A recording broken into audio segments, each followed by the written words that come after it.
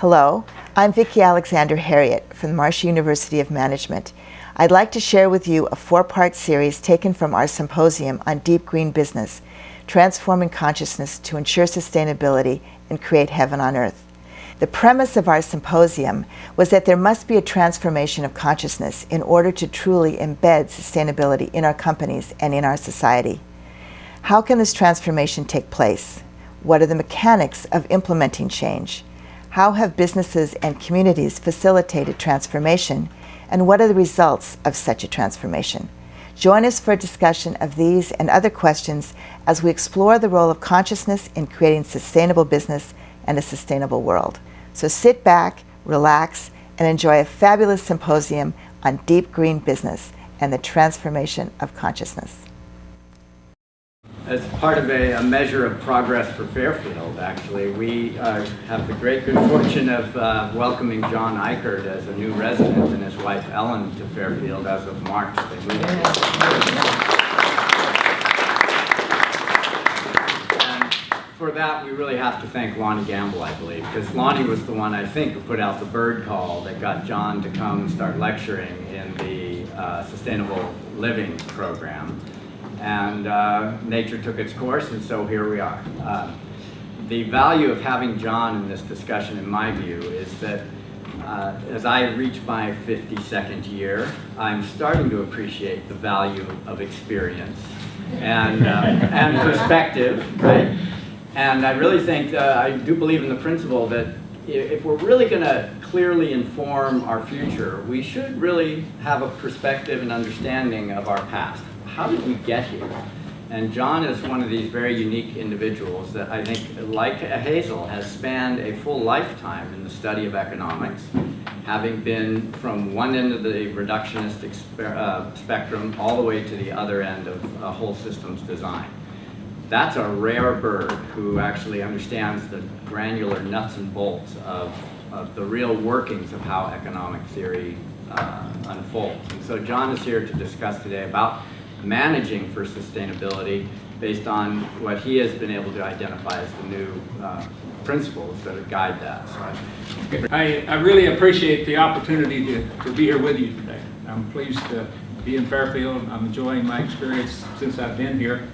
I was really honored to be asked to participate in this conference to talk about managing for sustainability. Actually, the title that I'll address a little more directly, and I suggested this earlier, and I decided to kind of take it out of the title. The last part was managing for deep sustainability. Now, why would I address the issue of deep sustainability? Well, I applaud many of the things that I've heard about this morning and many of the things that I know are going on in terms of managing for sustainability and government policies and programs for sustainability. But I would argue that whereas those things that we're doing now, for the most part, are necessary, they're not sufficient if we want to achieve sustainability. The focus in general is on efficiency. How do we use the scarce resources more efficiently as we come to the realization that they are finite and will eventually run out? And in general, we're finding that as they become more scarce, they become more valuable, and so there's economic opportunities, there's profits in managing more efficiently while managing for sustainability. Necessary but not sufficient. The next step is substitution. So we go to solar energy rather than another renewable energy rather than fossil energy, which is not renewable. A step in the right direction, again, necessary but not sufficient, because we could have a solar-powered economy, for example, a global society in which we'd use that energy to blow each other up. It has to be socially sustainable, socially equitable, and just as well. And I would argue that the huge wind fields that we see across Iowa are not that much different from a coal-powered power plant or a nuclear power plant in terms of who controls them, who's in charge of them, who benefits from them, and so on. We haven't changed our way of thinking. We're still using the old industrial model with renewable energy. And while it's necessary to go to renewable energy, that's not sufficient. And again, we're doing it where it makes economic sense. And what we've talked about more recently, and I think is critically important, is kind of the frontier, is biomimicry. This is changing now the way we're thinking to radically redesign systems. with the realization that ultimately we're a part of nature and that we have to model our systems, our economic and political and social systems, after the systems of nature. But here again, while this is necessary, I would argue it's not sufficient, because if we simply use our knowledge of biomimicry to do those things that are most profitable, we'll continue to exploit nature and we'll continue to exploit society. Ultimately, deep sustainability is about changing our aspirations, changing what we're pursuing, changing our sense of purpose and meaning in life so that we can pursue true sustainability. As I suggest on the slide up here, I think the current global economic recession that started in 2008 and is still lingering may turn out to be a blessing in disguise. Because I think it's bringing to the realization of the people that were betting on the economy that was extractive and exploitive. We're now coming to the realization that we've created an economy and a society that's simply not sustainable. What I mean by sustainability, it's about meeting the needs of the present without diminishing opportunities for the future. And when we ask that question of sustainability directly, we have to come to the inevitable conclusion that our economy and our society today is not meeting the needs of most people of the world today and many people in this country, and it certainly is not maintaining equal opportunities for those people of future generations. It quite simply is not sustainable. When you ask the economists about sustainability, they always come back and say, well, if we get the prices right, everything will be okay. Yeah. The economists today really don't have any solutions to the big questions of sustainability other than just tinkering with the market economy, whether we're talking about a market economy in the case of the dominant model today, or some people talk about tinkering with, rather than the capitalist economy, the social economy, but it's tinkering around the edges. And as a consequence of that, the economists today seem baffled at the economic recession. Why is it we have this so-called economic recovery? We're not in recession anymore, but employment's not going anywhere. The economy isn't functioning. What is it? But yet they come back and say, well, all we need to do is to get the prices right. Because most economists will admit that there's some part of the economy that has negative impacts on society or negative impacts on nature. And they say, well, if we could put a dollar-and-cent cost on the damage that we're doing to society, then we could somehow bring it into the market economy, and the markets would allocate this in such a way that we wouldn't impose the cost on society. And there is some dollar-and-cent, or there's some cost on nature that we're imposing on the economy. We put dollar-and-cent costs on those, we could bring them into the economy, and the markets would function effectively, and we'd have a sustainable economy. That's the basic argument of economics.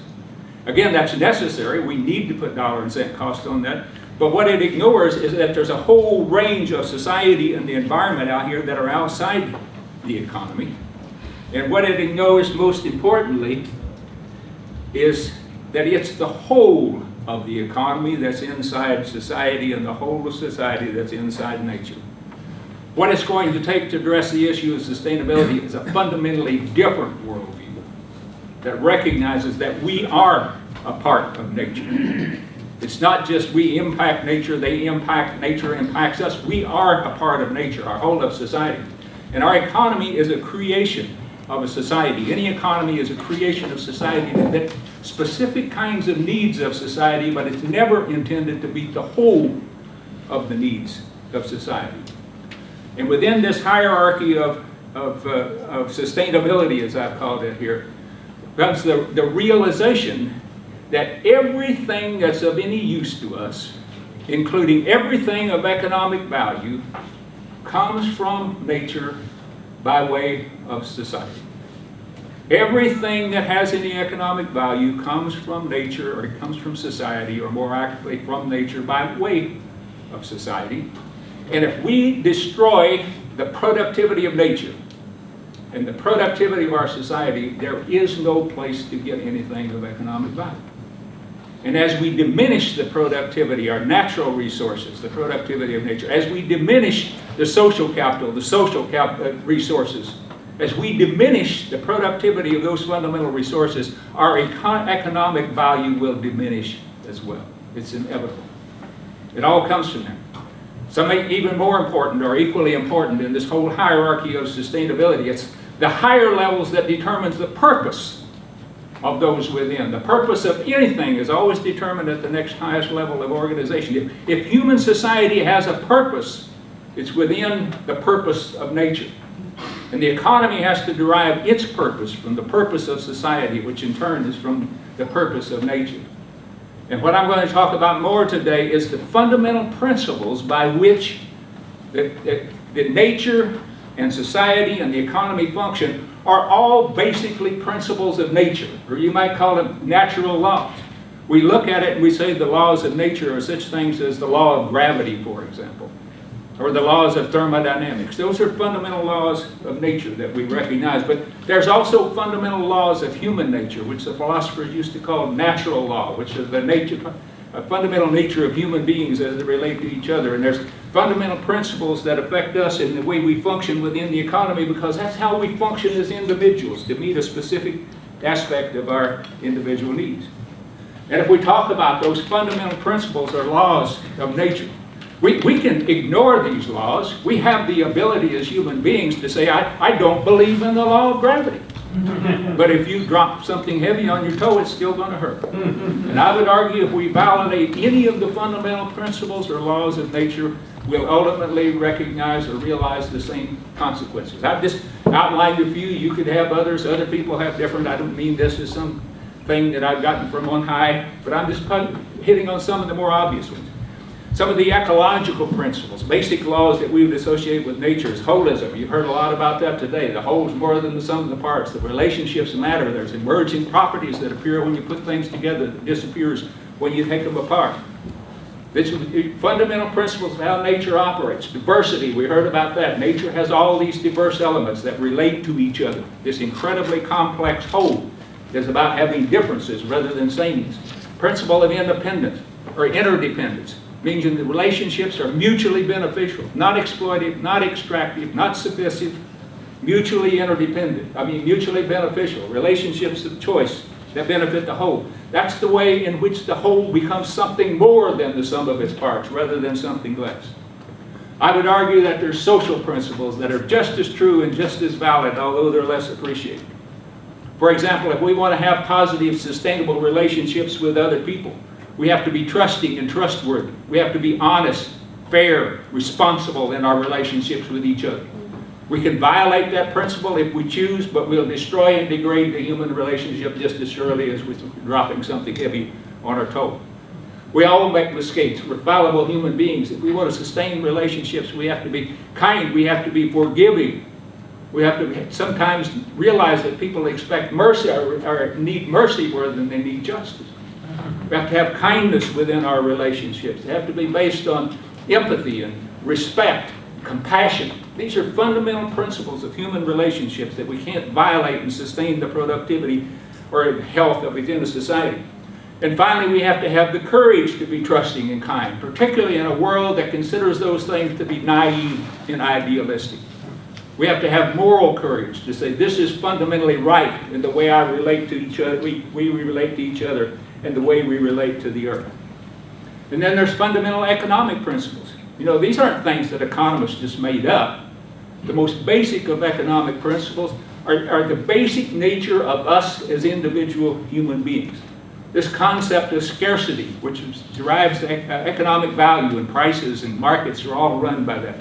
Things have economic value when they're scarce, when there's not enough of them to go around for everybody to have what they want. And as we have more of a given thing within a time period, we value it less. And there's less of it, we value it more. That's what scarcity is all about. It's a fundamental economic principle. It's a reflection of our basic humanness. We also have the principle of efficiency. Regardless of what we're talking about, we need to use whatever we have as efficiently as we can to get as much as we can out of it, whether we're talking about economic efficiency or other, but it's a fundamental economic principle that's important if we're going to use our resources wisely and use them sustainably. And the final principle I talk about is sovereignty, which is the freedom to choose, to make choices, to inform ourselves among the alternatives before us and to choose those things freely that we decide is right and best for us and for society and for the whole of humanity. And we have to preserve this integrity to make those choices ourselves rather than be persuaded or coerced or put into a situation where we have no choice or borrow so much money we can't do anything except work as hard as we can to try to pay off the debt. We've lost our sovereignty when we do that. When we submit our minds to the advertising is trying to persuade us to give things that we don't need, don't want, and are bad for society, we've given up our sovereignty. These are fundamental principles of how a sustainable economy must function. You know, ultimately everything doesn't boil down to a simple matter of economics. I don't care what the economists tell you. It doesn't boil down to that. There's a fundamental difference between economic value, social value, and ethical values. Economic values, and this is critically important, and I can tell you, as I tell people, I'm an ordained economist. You know, I have a PhD in economics. I preached it and taught it for 30 years, and I continue to talk about it, but if I know anything, I know what economic value is about. Economic value is individual, instrumental, and it's impersonal. It's individual because it has to accrue to a human being. And most important with respect to sustainability, there is no way to realize any economic value after you're dead. You will never get back the return on any investment that you make when the return is after you're dead. Makes no sense to invest in the future generation from an economic standpoint. It's instrumental. There's always that expectation of getting something back. And as I said before, you can't get it back in your lifetime. And in fact, life is inherently uncertain. None of us knows how long we're going to live. I'm an old man, but you know, I may live longer than some of you young people here. We don't know. So that's reflected in the market value. The economy puts a premium on the present relative to the future. That's the reason you have to pay interest when you want to borrow money. You have to pay somebody so that you can use their money and defer their use of their money until you pay it back. It's not making this up. That's the way the markets work. It's instrumental, the expectation, it's individual, it's impersonal. In economic value, the particular person doesn't matter. Why is that? For it to have economic value, you have to be able to trade it, exchange it, buy it, sell it. And if it's tied to one person, you can't buy it, trade it to anyone else. What do I mean by that? You know, you can't really trade friends one to another, right? You can drop one friend and make another friend, but you can't trade your friendship to someone else. So that friendship has no economic value. Okay, social value is fundamentally different.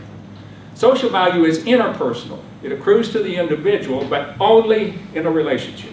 Only in a relationship with another individual.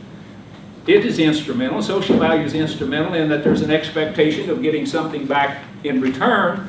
But in a social relationship, the expectation is rarely, if ever, precise. You don't know exactly what you're going to get or when you're going to get it back, but there's idea of reciprocity. You know, if you want to be a friend, you got to be if you want to have a friend, you got to be a friend. So there's always the expectation sometime, it's going to come back, and that makes the relationship social. And as I said before, the fundamental difference between this is that economic value is impersonal, social relationships are inherently personal. It only exists between two people within a particular relationship. As I said before about dropping friends, you know, and getting new friends, you know, you can't really trade wives or husbands. You can get divorced and get remarried, but you can't trade the old relationship to someone else. It's a personal relationship. You can't trade your status within a community to someone else because it's based on your personal connections to the other people within that community, which makes social values inherently different.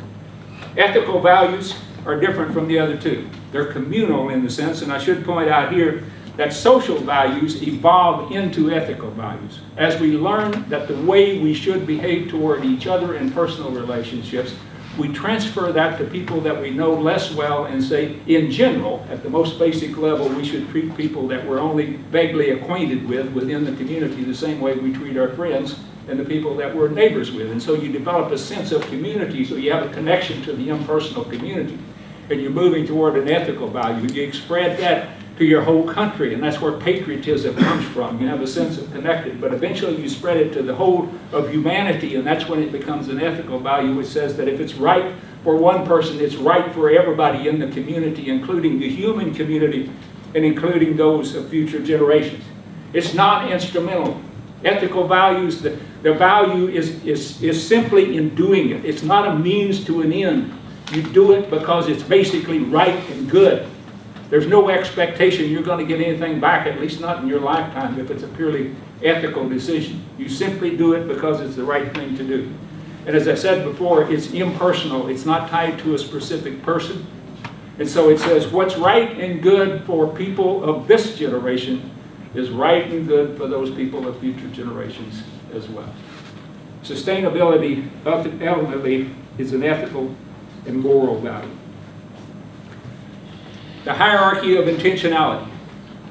We humans, as far as we know, are the only species on Earth that has this ability to think through things and to make an intentional decision, not based on instinct, not based on intuition or whatever, but just rationally think through and say, this is what I think I'll do in this particular situation, to make an intentional decision.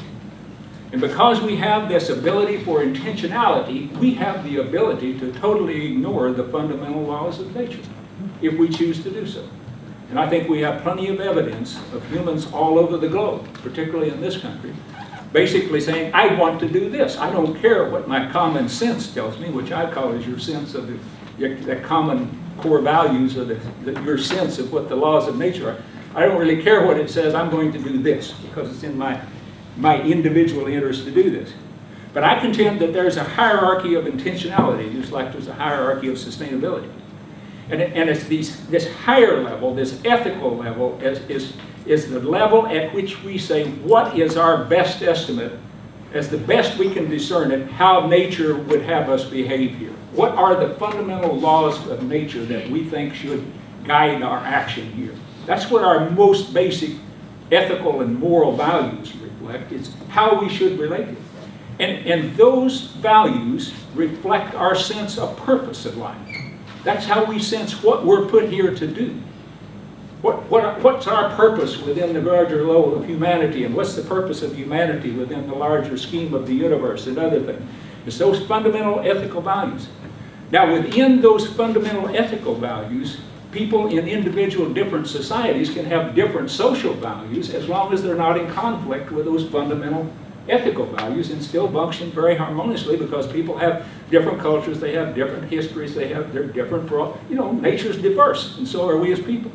So it's perfectly appropriate that we have different social values that enhance our quality of life over and above those most basic of the ethical and moral values that affect the whole of humanity. That's the social values. And the individual values then, which is where the economy functions as the individual, impersonal, instrumental, is within society. And those individual values are important because we need to have the sovereignty for freedom and to do things on our own and to think for ourselves and to choose who we relate to and don't relate to. Those fundamental principles of sovereignty, the fundamental principle of interdependence. It's about relationships of choice, not relationships of necessary. We need that individuality, but within the hierarchy of things, that individuality needs to be constrained so that it doesn't diminish the larger values of society and it doesn't diminish the larger ethical values. You see, whereas I said purpose and principle is determined at the higher levels, that the potential for the higher levels is determined at the lower levels within a society. The economy, for example, has the ability to create economic wealth that we can use to enhance the social values for greater social equity and to enhance and even regenerate the damage that we've done to society. So the economy has the potential then to create a greater, more positive society, but the economy has the potential to degrade and destroy. So the potential of the higher levels is determined by the lower levels. The potential of society, likewise, is dependent upon what we do as individuals. We need to create a surplus within the individual economy so that we can do those things that are greater good of society for the community as a whole. So it's important then that we allow the economy to function in a way, or that we make the economy function in such a way that it contributes to the larger society, that it contributes to the larger nature, but at the same time provides us with the individual autonomy that we need to fulfill our purpose and quality of life. And this is why I argue the point that we need to change what it is that we're pursuing. We need to rethink our aspirations, rethink why we're here, rethink what we ought to be doing with our life, where we are and what we are. And I think we will do that, and I think we'll move towards sustainability when we come to the realization that the dimensions of sustainability, ecological integrity, social responsibility, economic viability are essentially identical to the basic underlying principles of human happiness. Throughout human history, it's understood that the purpose of human life was this pursuit of happiness. Not this narrow individual pursuit of greed and greater wealth, but the larger sense of happiness. And throughout human history, it's been understood that certainly happiness has this material dimension to it. It has this economic dimension. We need food and clothing and shelter and transportation and various other basic things in order to be happy. But there's also this realization that beyond some very modest level in terms of our material well-being, it's the quality of our relationships that determine our happiness. Our relationships within families, among friends, within communities, those larger social values become important in our human happiness. And the more positive those values, the happier we are. And when those values begin to fall apart, and if we sacrifice our relationships with other people in our pursuit of individual wealth, we don't enhance our quality of life or overall being, we diminish it. And there's also a sense within us that we need this sense of purpose and meaning in life, that we need a sense of rightness and goodness in our relationships with other people, in our relationships with nature. And when we compromise that sense of rightness and goodness, we lose our sense of purpose and we diminish our quality of life. What we're talking about here is bringing balance and harmony. Our problem within our society today is we turn the hierarchy of intentionality upside down so that it's in total conflict with the hierarchy of nature. We put at the highest level economic growth. We'll do things that fulfill social responsibility as long as it doesn't get in the way of economic growth. We'll do things that are ethical and moral as long as it doesn't diminish our standing within our community or our circle of friends, or as long as it doesn't diminish economic growth. In order to have sustainability, we have to align the hierarchy of intentionality, the ethical, the social, and the economic, with this hierarchy, or individual with this hierarchy of sustainability. And that's where we find happiness, is when we bring that in line, when we've got a sense of purpose and meaning in life, when we've got positive relationships with each other, when we meet our basic individual needs, that's when we have sustainability. Now, what does that have to do with managing for sustainability? Deep sustainability? Deep sustainability asks how we should relate to nature and to each other. It's fundamentally an ethical question. If you're running an individual business, if you're with a corporation, or wherever you are, if you want to manage for deep sustainability, then you get the board of directors or the managers or whatever and say, how should we behave here? It's basically a subjective question, but it's one that has to be asked. And that has to take priority over the others. Deep sustainability accepts that humanity has a purpose. And its purpose is right and good. Has a purpose for being that's right and good. If there's no purpose, then why do we care about sustainability? If that purpose isn't good, what do we care whether there's humans on the earth in the next generation? Deep sustainability assumes that humanity is worth sustaining. You know, sometimes you wonder, and some people would ask, but that's a fundamental assumption. That's what it's all about. It accepts that individuals and organizations find their purpose within the larger purpose of society and humanity. And it respects the basic principles or laws of nature, including those laws of human nature, which some people refer to as natural law. As a consequence, what are the characteristics of a sustainable organization? It's managed as wholes, not as separate departments or divisions or enterprises. A sustainable organization in a university needs to be managed as the whole university, not all of these separate departments doing their own thing, going their own way, competing with each other for dollars or whatever. It needs to be managed as a whole, not separate enterprises. A sustainable organization must value diversity. These are fundamental principles by which nature functions. Not specializing and standardizing, but recognizing that people are different, that our resources are different, respecting those differences, and putting them together in a holistic way. And that's what interdependence is about. A sustainable organization needs to have beneficial, mutually beneficial relationships among those diverse elements so that the whole of the organization is greater than the sum of its parts. Relationships within sustainable organizations need to be based on trust, not a whole set of rules and regulations or contracts that you have. These things may be necessary in some respect for people that simply refuse to go along with the whole overall program or whatever, but you can't depend upon them to sustain the organization. It has to be based on responsibility and fairness and respect. It's not about isolation and exploitation. It's about caring for each other, doing for others as you'd have them do for you, including those of future generations. The sustainable organization has the courage to be trusting and to kind and to do the other things, even in a world that's cynical with regard to those things, and say you're naive, you're idealistic, you're not maximizing profits, you're not efficient or whatever, and you stand up and say, I don't care, that's not the highest priority of this organization. This organization is about sustainability. It's about creating a desirable quality of life, not maximizing the income of miserable people. A sustainable organization does need to respect the economic principles of productivity. It needs to produce things that are scarce. You can do all kinds of great good works, but if there's no market for it, you're not going to earn an economic return to do other things. So it has to have economic viability. You have to produce economic value. It has to do it efficiently. It has to produce things efficiently. Use the resources it has to get the greatest value out of whatever it has to work with. And it has to be sovereign. It has to maintain relationships of choice, not of necessity. Once you get locked into a situation where somebody else is telling you what to do all the time, you may have said, well, I don't have the responsibility anymore, but you've lost your sovereignty. You've lost your ability to make decisions that'll promote long-run sustainability. And the most important part of this overall thing is that all of these principles are principles of nature that must permeate every aspect of the organization. We identify those bottom ones as economics, but they apply just as much to our social relationships and to our relationships with the earth. They just don't have dollar and cent values, they have ethical and social values. So that's critically important. And I'll finish up here. The deep organizational philosophy, the purpose and principles come from the higher level, from nature. Responsible for future possibilities of human beings. It's the purpose and principles from above. It's the responsibility for future possibilities of humanity that comes before. The organizational purpose is ecological, social, and economic balance and harmony. The organizational priorities are ethics over the social and social over the individual.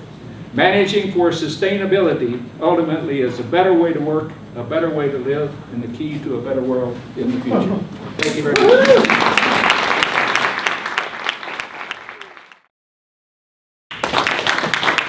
Just everybody close their eyes for a second and pretend you're on the top of a 400-foot cliff and you're going to jump out into a swan dive and you're going to completely let go because you're sure you're going to die. And but just for a moment, do what we know how to do. Sit, close your eyes, take a breath, and this is what we're talking about, ultimately. Right? You can open your eyes now. I don't have much time for going into the water too deep. And essentially, when you think about it, this whole conversation is commentary on the essential nature of our existence, our being. It's the field of consciousness out of which all creation manifests, right? So what I want to do here is evolve a model of economy based on that experience that you just tapped into. And I want to remind us that the root of the word economy, econos, is home. So, I mean, how many of us think about, when we open up the Wall Street Journal, we turn on CNN, and we hear about economy, economy, economy, economy. How many of us think about home?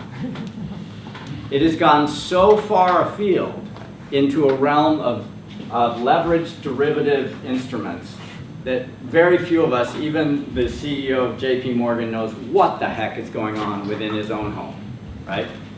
The level of complexity that we've created in the realm of finance and investment is beyond imagination. The numbers are incomprehensible. $15 trillion of national debt, for example, is a number that none of us can even remotely get our arms around. So I want to try to restore what the topic of my talk today is about, basically going beyond what we call the triple bottom line economic model into the integral bottom line and restoring integrity to the investment process. And this is at once both a broad sort of global look at the world of socially responsible investing, but at the same time it's intensely personal. And I maintain that until you and I really, really own this thing intensely personal and make this a commitment of responsibility and courage, that we will continue to do what we have been doing, as long as we see it as something out there. So this whole journey begins with that experience you had when you closed your eyes, which, you know, in our community, we sort of refer to it as the domain of consciousness. Other cultures, the Indian cultures talked about the Great Spirit.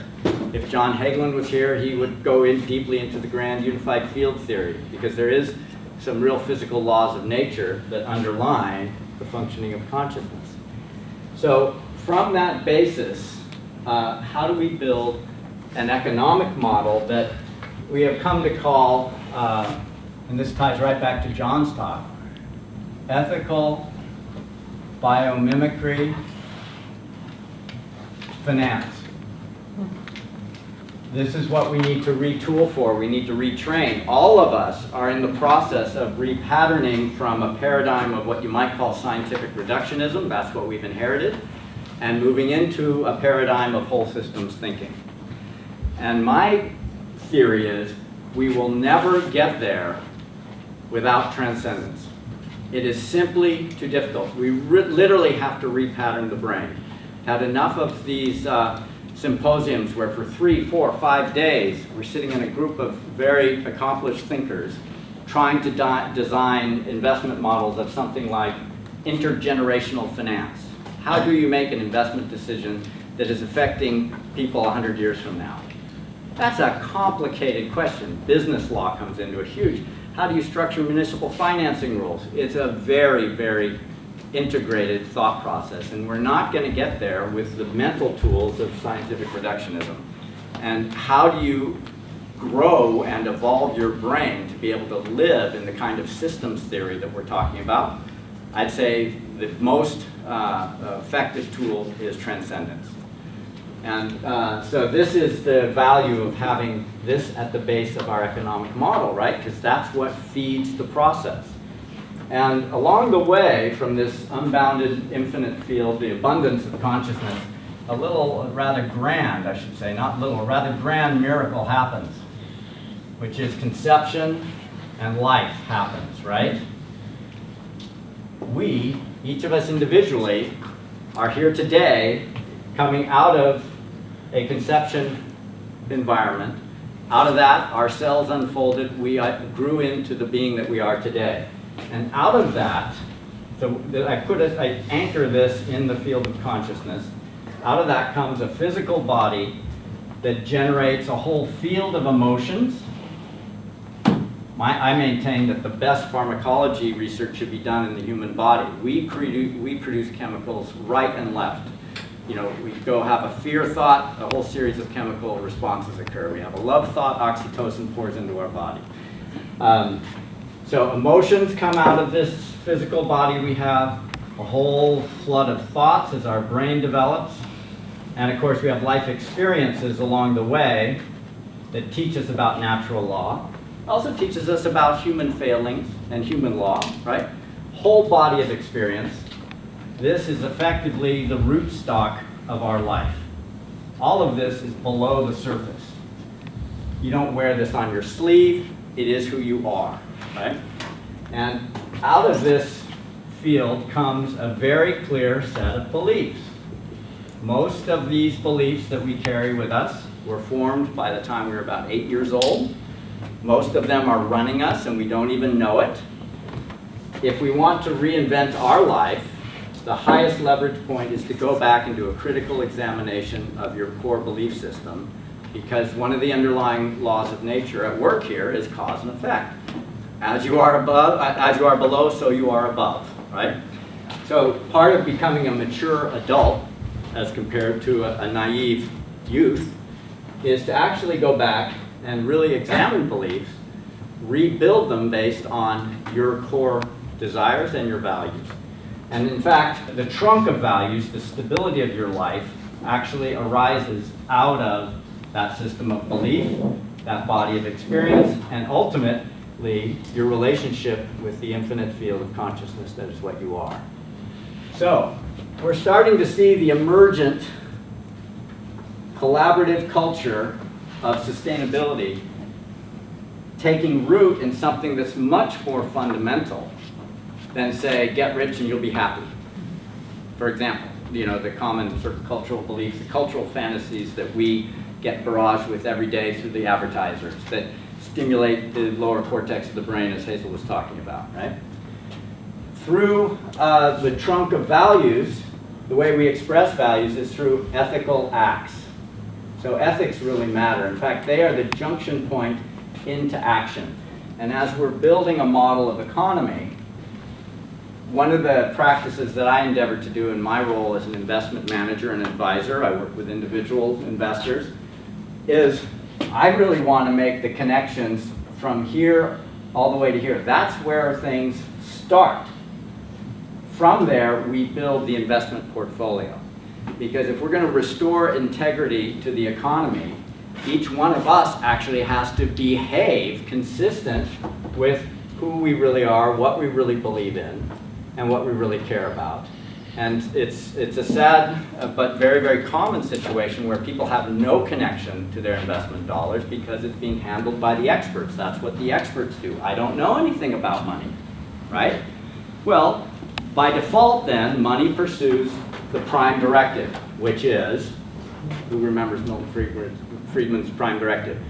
Maximize shareholder value. Well, we're living in a world that maximizes shareholder value.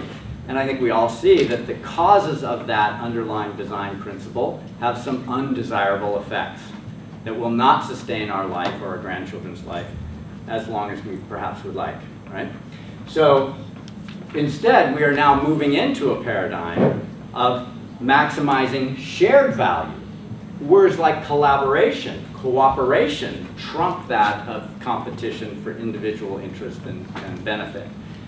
So maximizing shared value has a very different business design built around it. As an investment manager, I look for a whole different set of attributes in the business than I would if I was solely concerned with maximizing shareholder value. And clearly, in a triple bottom line model, you want to optimize profit, optimize social return on investment, optimize environmental return on investment. But notice I use the word optimize. Mother Nature doesn't maximize. If it was maximizing, the whole world would be a cornstalk or a tree. It would be monocrop universally, right? That's not the way nature designs it.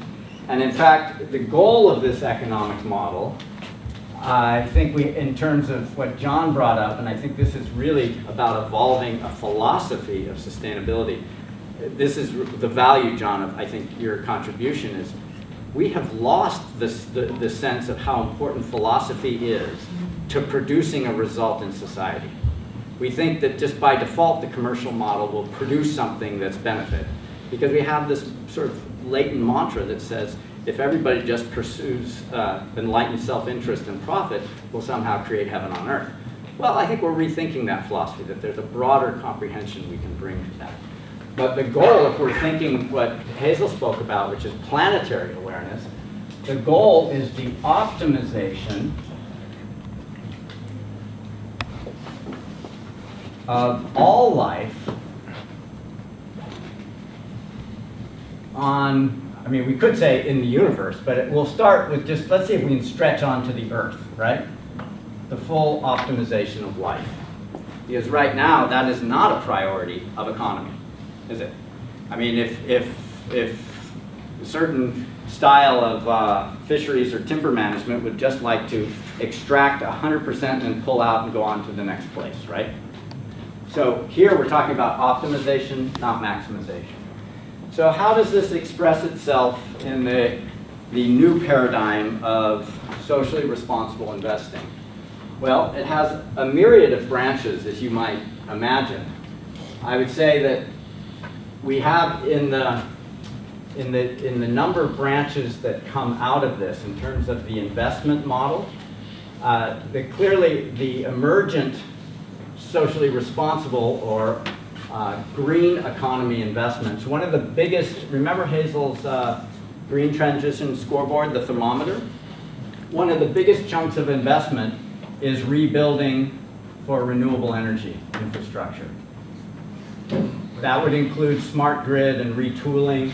essentially, how do we design an electrical system that harnesses most optimally renewable energy? And as John, you mentioned, building a massive wind farm up in North Dakota, in fact, one was just approved, 3,000 megawatts, gargantuan, produced more electricity than all Wyoming consumes itself, for export to California.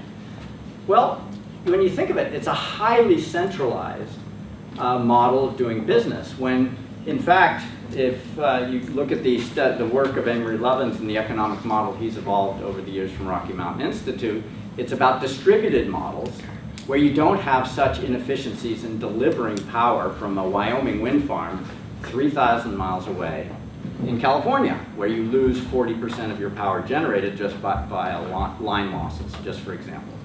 So, but if you look through the lens of maximizing shareholder value, you would make that decision, even though it doesn't make thermodynamic sense. So we have to evolve into a more science-based approach.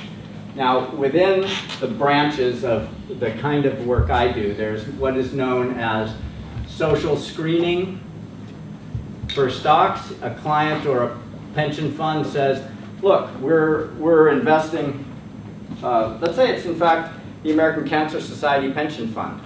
Up until 10 years ago, they had investments in tobacco stocks. Why? Because the experts were handling it, right? Well, they finally figured out that contradiction was not something they were wanting to live with. And they stood up to their pension fund, their investment manager, and said, that's not consistent with our values. That may sound little, but that is huge. And that's what each one of us have to do at the checkout stand every day. If we're going for cheap, we have to know the consequences of going for cheap, right? If we're going for local, we have to make that decision if it is going to cost more, that's something we want to support. So those are very powerful decisions. Social screening takes on two shapes. We call what's called negative screening, meaning, for example, I do not want to buy companies that expressly develop technology and weapon system to kill people.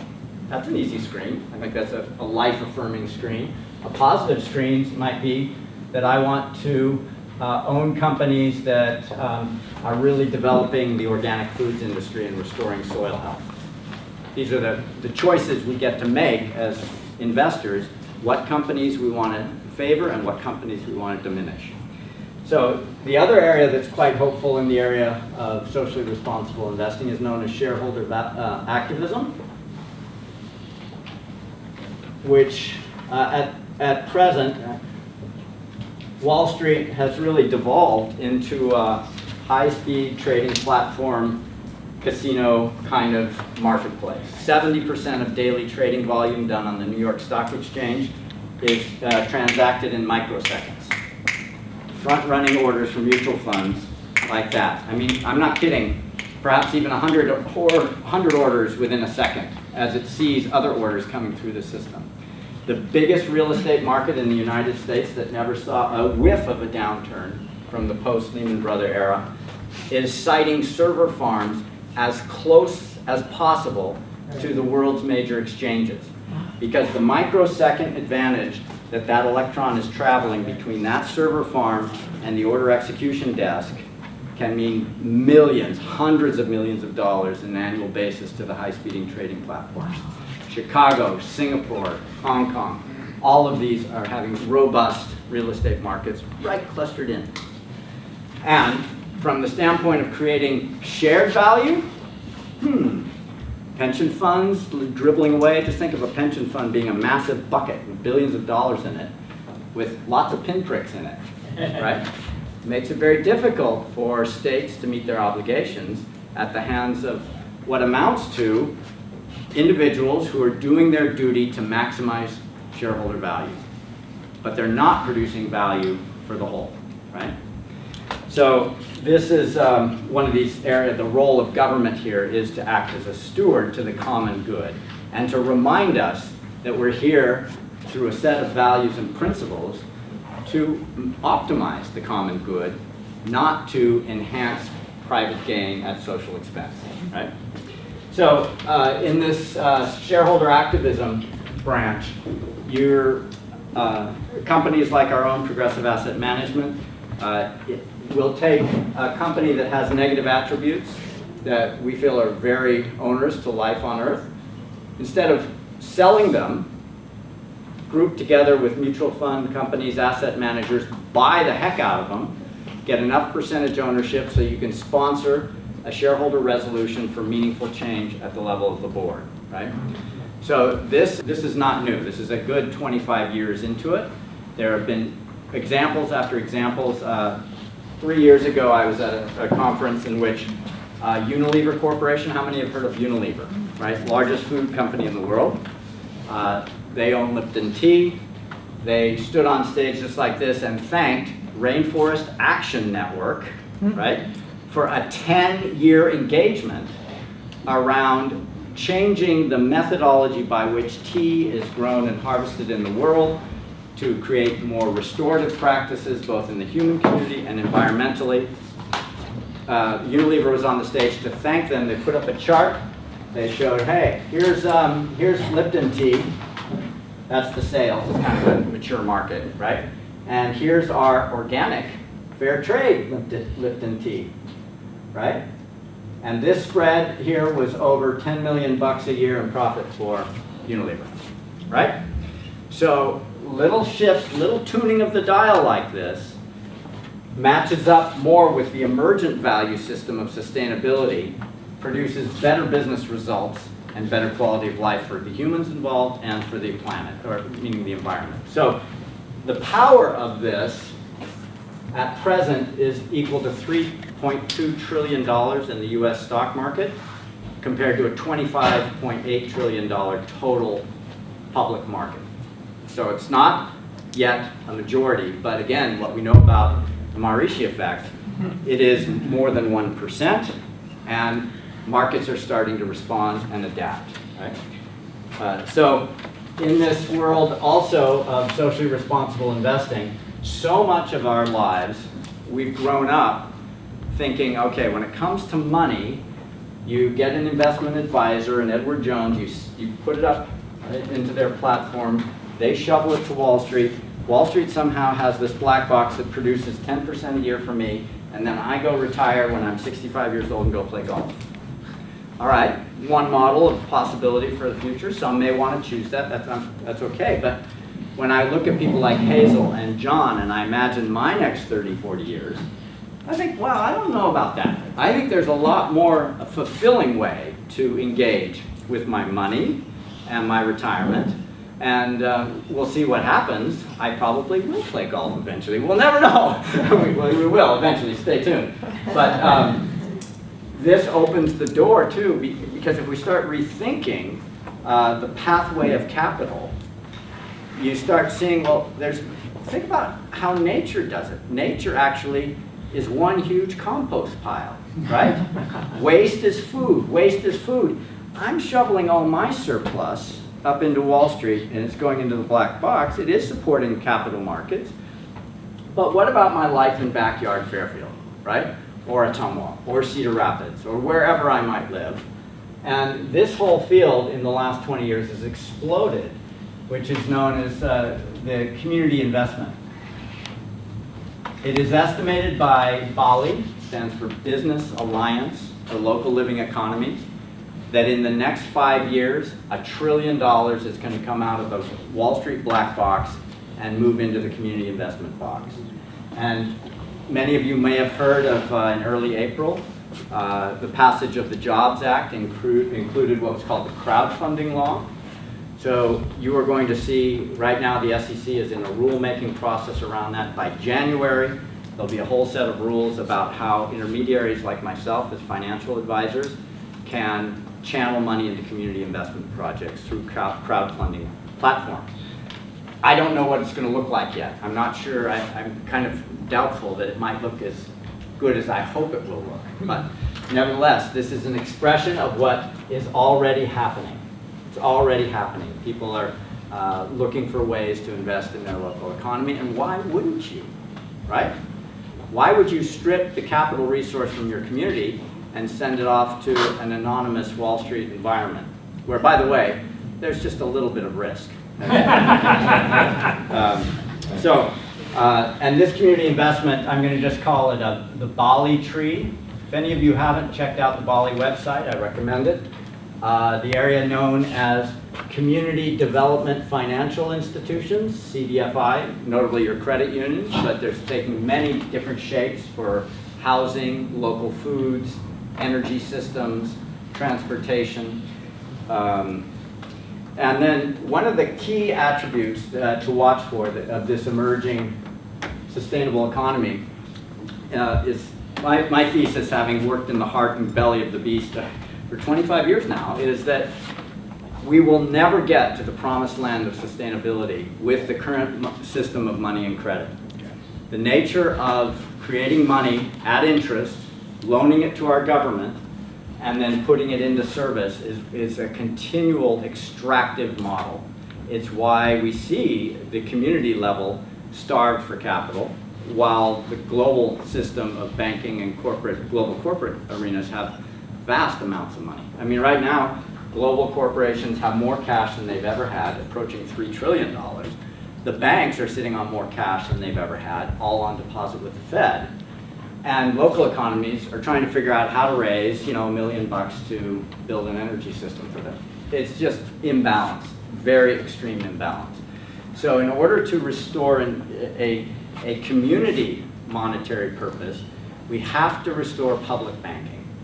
We have to be able to actually, and the only remaining public bank in this country, as many of you may have read, is the Bank of North Dakota. So in North Dakota, tax receipts go into the Bank of North Dakota and are loaned back into the state for public infrastructure purposes at 0 to very, very low interest rates. Now contrast that with every other state in the United States that sends their money off to a Bank of America or a JP Morgan or a Wells Fargo. That money doesn't come back into the state at 0% interest rate. It comes back into the state at higher interest rates. That interest leaves the economy, right? So it's a big, vast gathering system that does, unfortunately, support, it supports the national franchises, but not the local economy. 5 minutes. Okay. So public banking is the other, all right? Now, as you might imagine, this is a myriad branched tree. There are many green shoots coming out of this thing that are just starting out. Technology driven, values driven. By the way, just to remind us about the nature of the old economy is it's built on one large gargantuan debt bubble, right? We all have mortgages. What's the root of mortgage? All right. What's it going to take to get out of this is a lot of courage. Of the heart.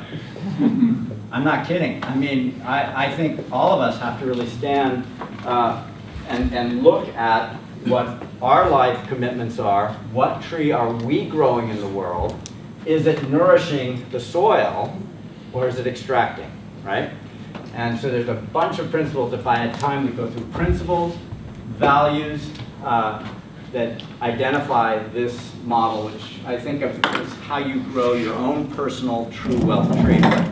Really thinking deeply about what matters to you and cultivating those qualities to grow the outputs that produce the experience of true wealth, which includes money, includes material fulfillment, right?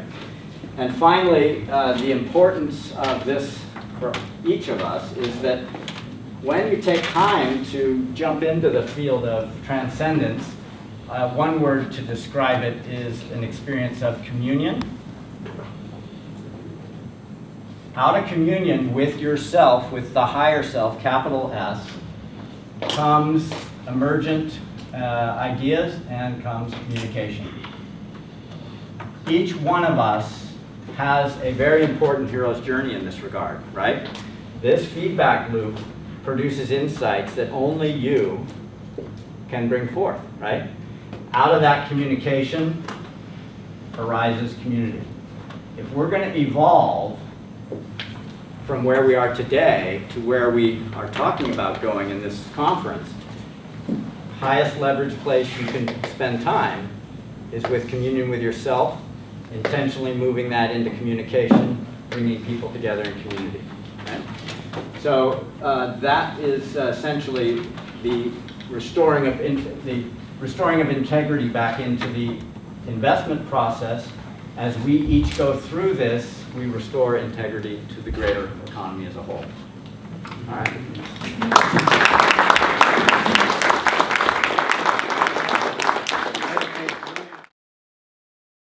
I gave this talk as part of a panel in October.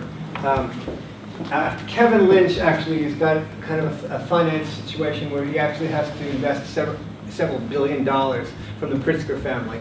And they're trying to get out of what they're doing into more sustainable things. Frank Warner and the person who was the chair of this panel, he teaches finance at Fordham University. They've done some really wonderful work on sustainability, and they want me to write a chapter in a book, but I don't have much time. Cheryl Connor she's doing some really cool stuff in Vermont, including the establishment of B corporations in Vermont and some other things, including using in the new Affordable Health Care Act in Vermont. Vermont has actually passed a law that they can do things such as prevention stuff. So this is, we've heard this like 5 times already, but the Brundtland Commission's definition of sustainability, and I'm not even going to say it because it's right there, and you could read, but how about meeting the needs of the present generation while enhancing the ability of future generations to meet their own needs? And I'm going to this is, again, everybody, this is John's theme, this is other people's theme, and actually the same Venn diagram, which I think I learned when I was 8, how to do a Venn diagram. You see this about sustainability, that it's a confluence of social, environmental, and economic issues. We talked about paradigms, and I'm going to talk before we get there right now. We talked about paradigms, and there have been 3 paradigms. It's in my presentation, but I'm going to talk while we're setting it up, and thanks, Steve. There has been a paradigm of environmental determinism that was around in the Middle Ages. Basically, climate and geography tells you what you can do. And along with that, there was a production mentality of craft production. So the environmental determinism model was killed when we had the Industrial Revolution, and we had a model of mankind and the environment called possibilism. That anything's possible. If you can raise enough money, you can grow bananas in Fairfield. It's possible to do that. And that actually is driving still a lot of the thinking. And then the next model, and that was also driving the mass production, industrial revolution kind of model. Then the third model was the systems theory, ecological model of networks and connections of energy and information, and it's also looking at systems. And that's also connected to lean thinking, because we're looking at how we can be efficient in terms of a systemic way. But this talk was actually, I changed it, I showed it to my students, and it was designed to talk to professors of finance, and I kind of made it a little bit simpler. But we have, let me just see. Okay, we're going to go backwards. So this is, these are the 3 models. These historical paradigms are conditions of collective consciousness. And we're not really fully in the systems theory. We still have a lot of possibilism thinking where we can impose our will on nature. And because of that, there's this fight that goes on. But I believe we're getting close to, if we not hit a tipping point. And to give you an example of why I think that's true, just recently only 10% of the people would be willing to actually change their buying habits because they cared about the impact on the environment, and recently it's gone to 20%. When you get to 20%, you're getting too close to a critical mass. And tipping points go very interestingly, I think sort of like it's like the introduction, and then there's a change there's an inflection point, a change in the slope, and I think that that's happening, and it's always an expression of collective consciousness. So everything, I think Stuart and others really explain why that's true. So I'm going to talk about something really finance-based, and it has to do with the fact that $1 today is worth more than $1 tomorrow. And this is what most people who understand finance will not ever argue about, and it's taught in finance courses. It's taught by every school in the world that teaches this. It allows you to determine the viability of your precious capital expenditures and opportunities of projects. And I'm going to argue the thesis of this talk is that it actually predetermines short-term thinking. I'm going to give you a little reason for that in a minute.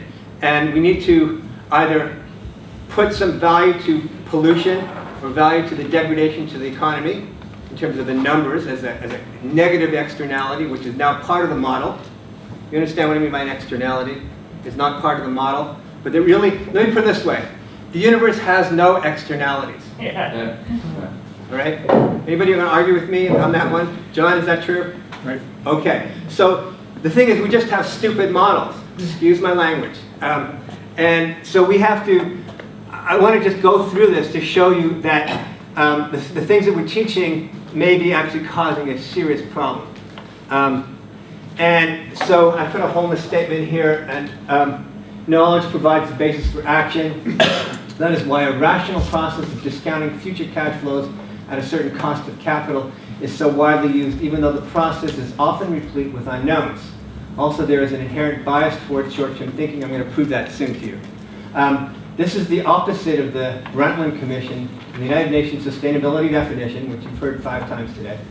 Sustainable development is development that meets the needs of the present without compromising the ability of future generations to meet their needs. Moreover, the effect of dirty industries on cash flows must be considered in the calculation. And I just put this in, I was typing it just after your talk, John. Sustainability is an ethical and moral value, not a financial decision per se. I just edited that 10 minutes ago. Put that in there. All right, so this is a little history of discounted cash flow. I'm not going to even go into it. It was started by some railroad engineers, found to be extremely successful in figuring out what projects to put your money in. It has to do with the cost of capital and discounting all those cash flows to now. I'm going to do a little exercise to show you how it works in a minute, because some of you don't know it. And the decision is based on a solution to a net present value calculation, and it's based on traditional bottom line accounting. It's not based on a triple bottom line accounting. Okay, so it's one thing. So we're going to escape here, and if everything's going well, I should have. Well, I'm going to use my own computer. Here. Okay. So take $100. This is, and you get 5% of your money. The first time you get $105, and then you have to multiply that times 1.05, you get 110.25, etc. This is what Einstein said was the most powerful force in the universe. I think he was half joking, and this is called compound interest. Eighth wonder of the world. Eighth wonder of the world. He also said the most powerful force in the universe. Okay. So now, what we're doing is actually what we're doing, and I don't have time to really go into it, but we're basically taking 100 and multiplying it times 1.05, and then times 1.05. So it's then times 1.05. It's 1.05 to the power 1, to the power 2, etc. It's exponentiation, and this is the formula. The future value is equal to the present value times 1 plus that interest rate exponentiated. That's the axial circumflex. To the power n. And but if we solve for PV, which is just the present value, which is just dividing both sides by 1 plus I to the power n, each time you'll see it comes to because you'll see it comes to 100.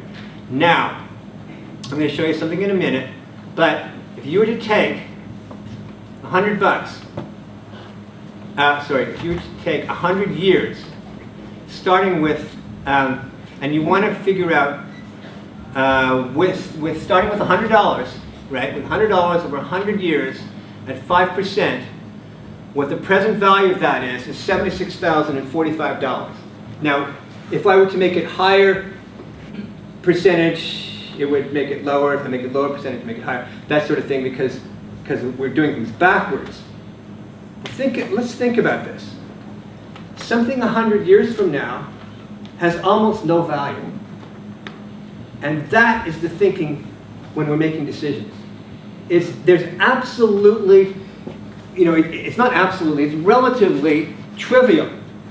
So in other words, if I were to give someone $76,000 and they were to put it into some sort of investment instrument, and assuming they live long enough, 100 years from now they'd have $10 million. And the point, who was making the point about the fact that we're probably going to die? I think that's true. So 100 years from now is just not in the calculation.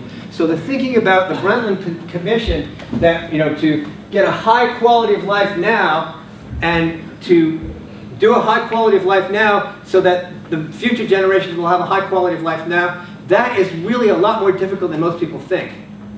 Because the decision calculus is actually really not looking at that. I just did a little thing with NPVs where you have, this is $150,000 investment, and then looking at it at a cost of capital of 5%.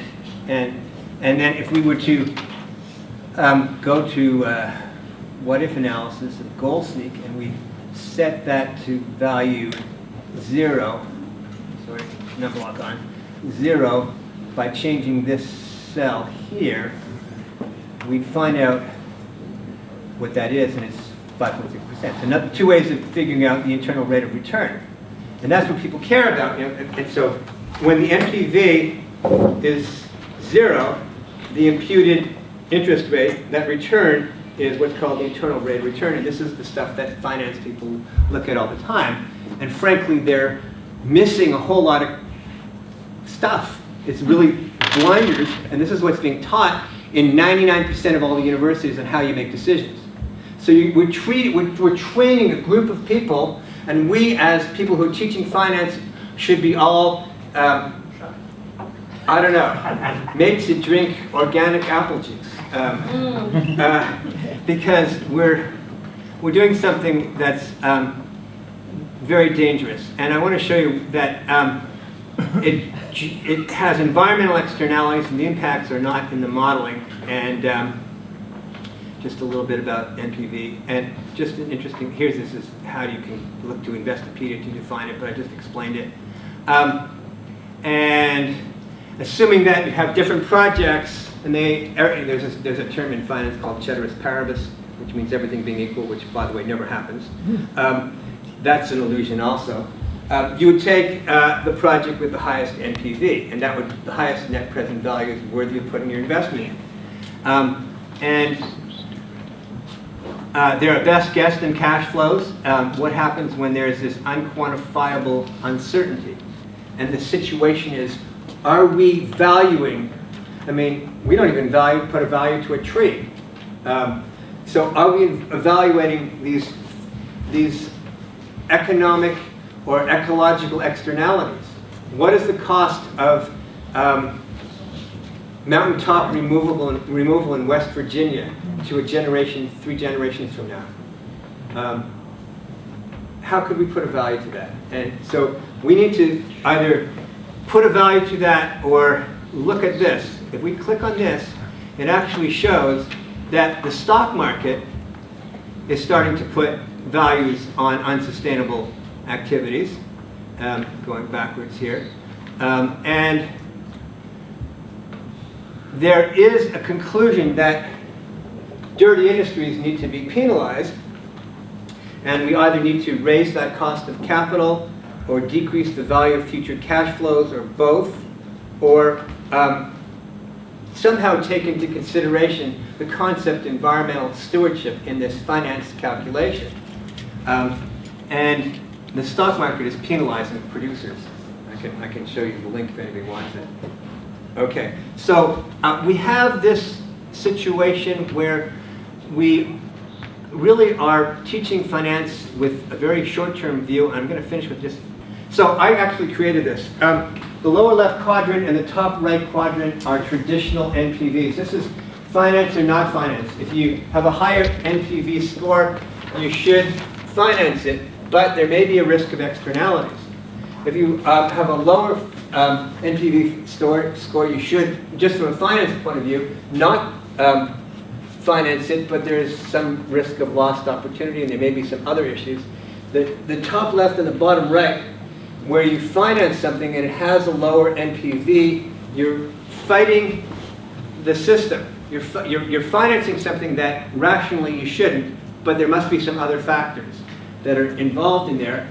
And if you don't finance something that has a higher NPV, you're also fighting something where you're risking lost opportunity, but you might be aware of something that other people aren't.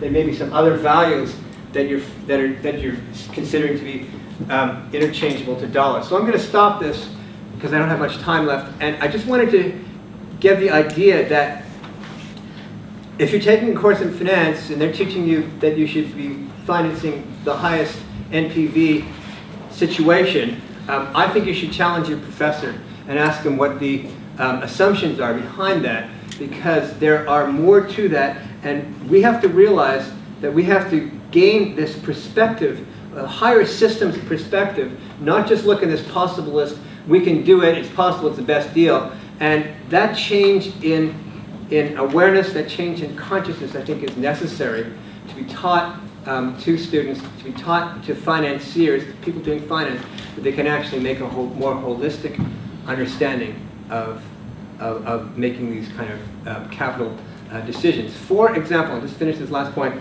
Turns out that most people will not invest in clean tech unless they have a payback period of less than 3 years. And that's just that's the dominant paradigm. Now there's things we can do to figure out to make things somehow cheaper or mortgagize some of these issues.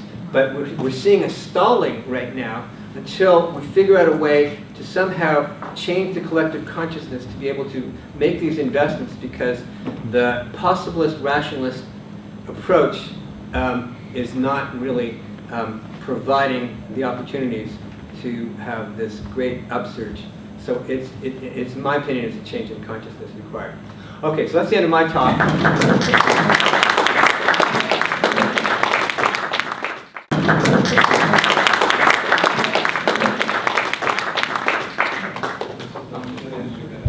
People are often interested in how to actually invest in sustainable areas, or even why to invest in sustainability. Obviously, this is not like the audience where I need to talk about the whys, I mean, in great depth, but I mean, obviously, there's been a lot more research lately. I'm not talking so much about the SRI, but more sustainable investing, where people have started counting into the accounting metrics sustainability. And one interesting case is a company called Target Rock Advisors, which is on Long Island. They did an intensive analysis of the environmental sustainability of U.S. utilities, looking at various metrics to see how clean they were. And the interesting thing is they came up with this list of 10 or 15 companies. You can look it up at Target Rock Advisors. I'll disclose my data works with them, but I'm not working with them. It's very interesting because these companies that were the cleanest actually outperformed the overall U.S. utility industry. I think that's what you're doing with investment professionals. If you're on a pension fund, if you want to make a case to your investment manager, is like, I think you should look at sustainability, because the research may show in certain cases that these companies will outperform their benchmark, outperform their overall market. So also you can argue perhaps that adding a thing like sustainability makes you look at other risks that you otherwise would not look at in investment. That if utility is heavily operating on coal and climate change regulation comes along, it could have a major impact on its operations. So I think sustainability, as certain people argue, needs to be calculated as another source of information when making investment decisions. What people are often interested in is how to actually invest in sustainability. I mean, there's a spectrum. There's a progression that you can go from being, like, say, an active investor to more of a passive investor. I mean, there's like the spectrum is, the first thing is you quit your job and decide to go into your own green business. This obviously is very risky and other things. So not so much, but there's a spectrum that if you were interested in the green area, you may want to make it your life's work, but that could, that could, might have to get education, you might have to do a lot of other things. So that's why I call it the extreme end of sort of active investing in green areas. Next would be, which is also very active, which also requires a lot of money, which makes it so you need money to actually get into this area, which is the area of green venture capital. That is providing the seed capital to get green businesses going. This briefly fits in what Stuart was talking about with the Jobs Act, which was passed in April. The thing you need to know about the Jobs Act is what it stands for, which is Jumpstart Our Business Startups Now. So as someone once commented, if you have a law with that kind of acronym, it sometimes sounds a little bit, it might sometimes makes people suspicious. The law was heavily sponsored by the venture capital industry.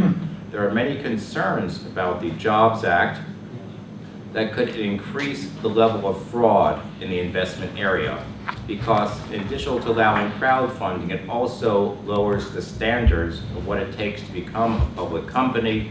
The amount of regulation has been lowered for a lot of investments, and people who know about this area, such as Bill Black at University of Missouri, Kansas City, who writes a lot about bank fraud, and other people basically view this as a great, well, it's a great way for people who are involved in the area of fraud investigation to get more work. So, yeah, there was a public letter by some people named Janet Tavakoli, who expert in credit derivatives, a guy named Barry Ritholtz, and Bill Black, and a few other people. I think they wrote a public letter to the SEC saying, personally, they're very excited about the law because they know there's going to be all this fraud consulting, but as Americans, they feel it's a bad thing for investors. So, again, the rules have not yet been written. In theory, it's very nice because it allows people who may not have as much money to invest in a new business, not as just buying the shares, but actually providing seed capital. But and they'll have to be done through what they call these portals, which are going to be regulated theoretically by the SEC, but at lower standards than the other parts of the investment industry. So if you have, if you can't afford to lose your money, I would not be putting any money into any sort of Kickstarter type investments, because you don't know who you're dealing with, you don't know if the money will come back. I mean, I think it'll be very risky. Again, venture capital requires a lot of time and energy, which a lot of people may not have, and you have to have a lot of money. So you have to understand the technologies that you're trying to get going. And even in the venture capital area, a lot of people, they expect a lot of the projects to fail. So I don't view that as the best way for the average person to invest in green. And one thing you want to think about when investing in green is, what is a green company? What is a green fund? I say this with all seriousness because, in all reality, GE probably produces a lot more green technology than the next 20 companies in the green business, because they produce wind, they are in solar, they are involved in smart grids. But GE is a huge company, so I think they have a very green ethic. But if you're looking for a pure green investment, it's also GE's a lot of other things. It's a financial company, they make dishwashers, all those other things. So it's a very green company, but is it a green investment? It depends on how you choose and what kind. So oftentimes when you see a lot of these quote unquote green funds, a company that goes into a green fund is relatively, there's an arbitrary decision that the fund company uses to make up their mind, is this a green company or not? It could be percentage of revenues, percentage of income, and maybe one company has 2/3 of its revenues from green, okay, it gets a certain weighting. Another company is a smaller percentage, it'll affect an index in a different way. So it's not always easy to determine what is a green company. So when it comes to trying to sell you a green fund and you're interested in green, you have to look carefully to see at what it is.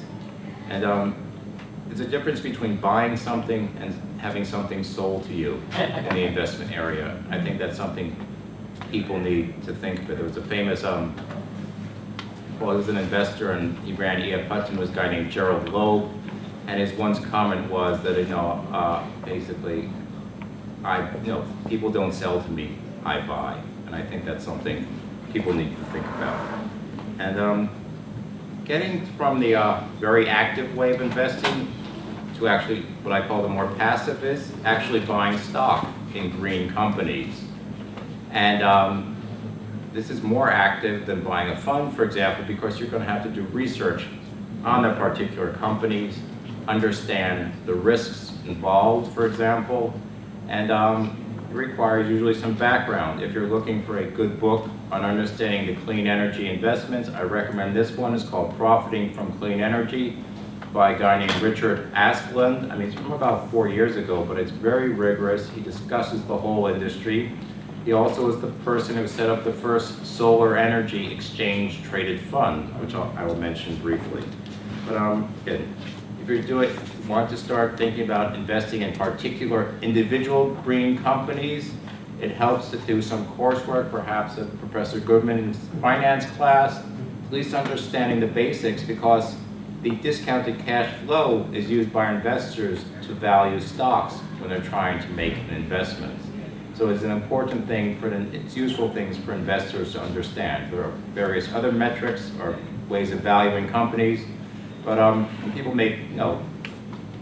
people are trying to buy a green stock, they're hopefully looking to get some growth, and they're trying to hopefully buy something they expect to appreciate, or maybe they want dividends. But it's unlikely you're going to get dividends in these green companies because a lot of them are small or startups, and they're classified as what they call growth companies. So this is a messy market, and if you have the money to invest, I mean, this is money, you should not be investing with money you cannot afford to lose.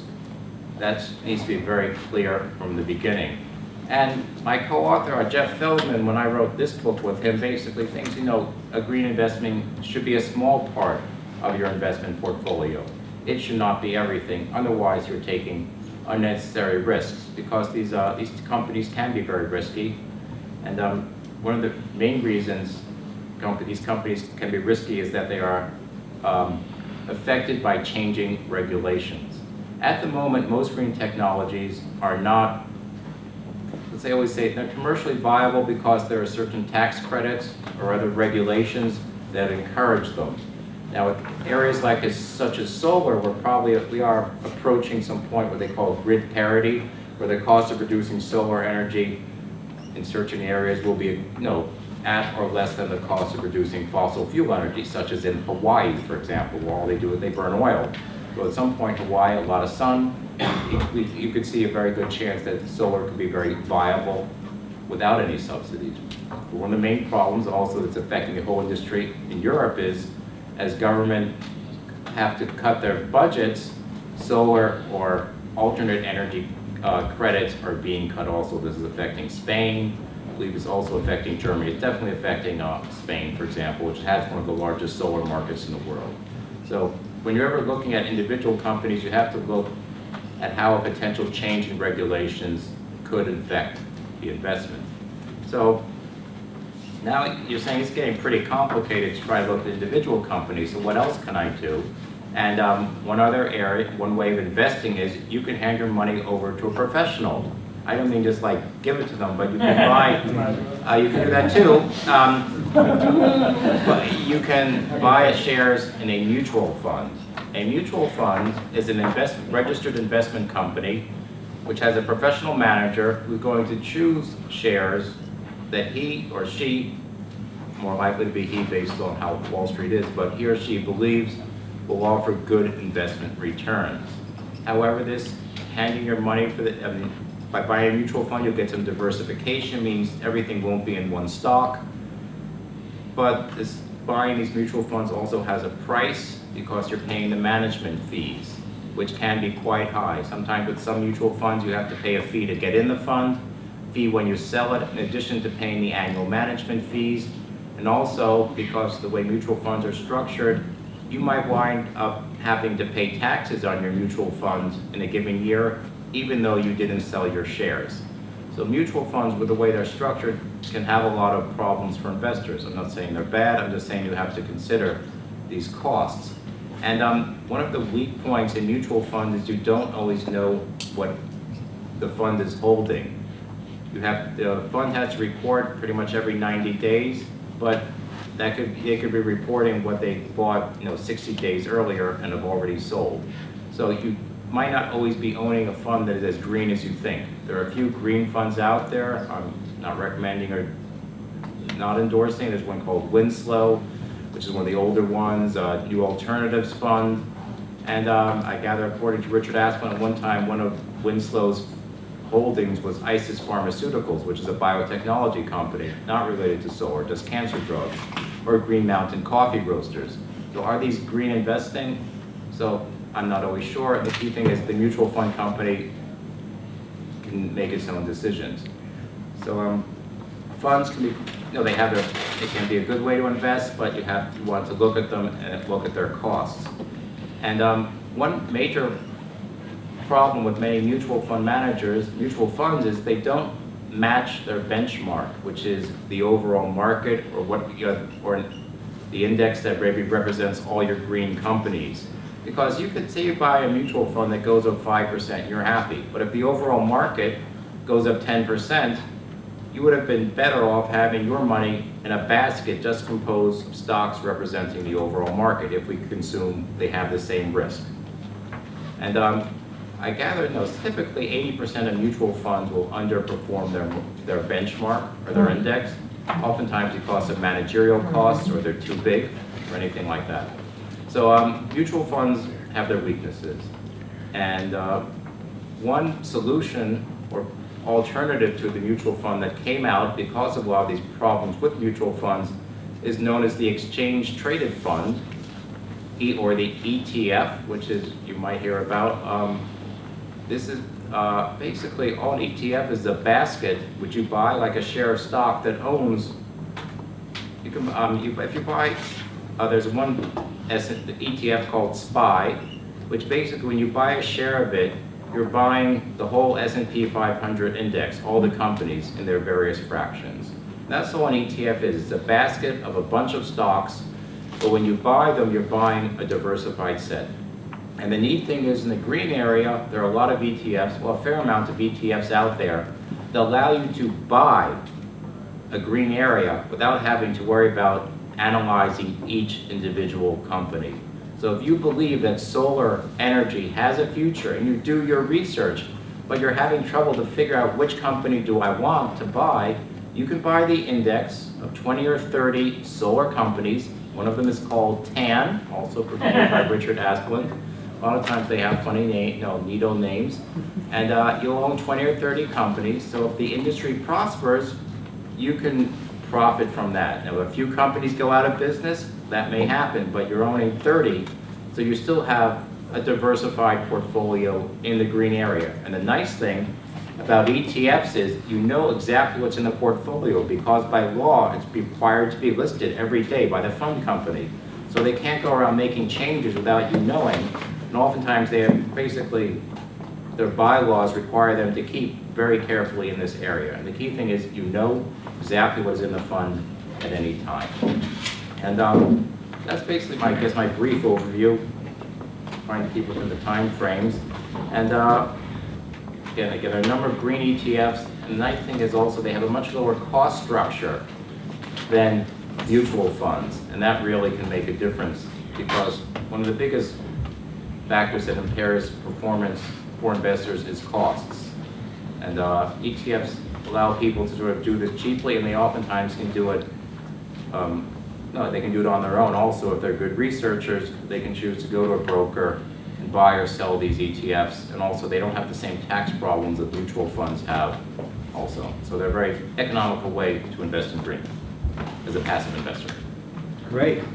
Thank you very much.